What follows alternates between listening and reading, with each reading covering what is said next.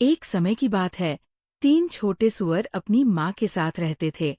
जब वे बड़े हो गए, उनकी माँ ने कहा, अब तुम बड़े हो गए हो, अपना खुद का घर बनाओ। लेकिन याद रखना, बड़ा बुरा भेड़िया हमेशा छोटे सुअरों की तलाश में रहता है।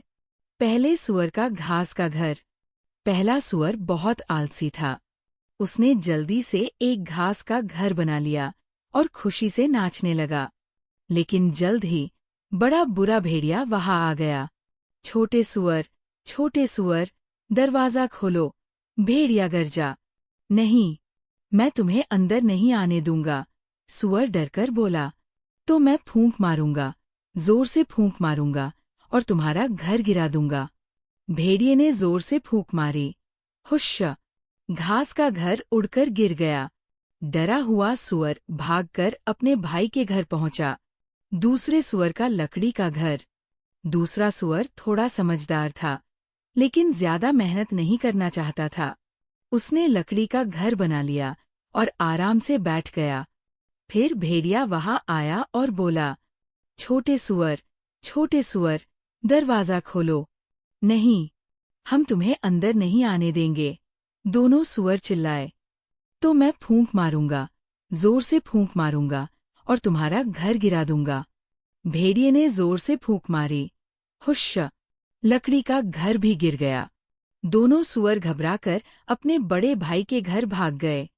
तीसरे सुअर का ईंटों का घर। तीसरा सुअर बहुत समझदार था। उसने मजबूत ईंटों से अपना घर बनाया। जब उसके भाई आए, उसने कहा, डरो मत, ये घर मजबूत है। फिर भेड़िया आया और चिल्लाया, छोटे सुअर, दरवाजा खोलो। नहीं, हम तुम्हें अंदर नहीं आने देंगे। तो मैं फूंक मारूंगा, जोर से फूंक मारूंगा और तुम्हारा घर गिरा दूंगा। भेड़िए ने जोर से फूंक मारी। हुश! लेकिन ईंटों का घर हिला तक नहीं। भेड़िया और जोर से फूंक मारता रहा, लेकिन घर टस से मस नहीं हुआ। भेड़िए की चालाकी। फिर भेड़िया छत पर चढ़ गया और चिमनी से अंदर आने की कोशिश की। लेकिन तीसरे सुअर ने आग जला दी और पानी उबालने के लिए रख दिया। जैसे ही भेड़िया चिमनी से कूदा, वह सीधे उबलते पानी में गिर गया। आ! भेड़िया चिल्लाया और दौड़कर जंगल में भाग गया। खुशी खुशी जीवन। तीनों सुअर खुशी से चिल्लाए, हम जीत गए। अब वे सुरक्षित और खुशहाल अपने मजबूत ईंटों के घर में रहने लगे। इस कहानी से हमें सीखने को मिलता है कि मेहनत और समझदारी से ही सफलता मिलती है।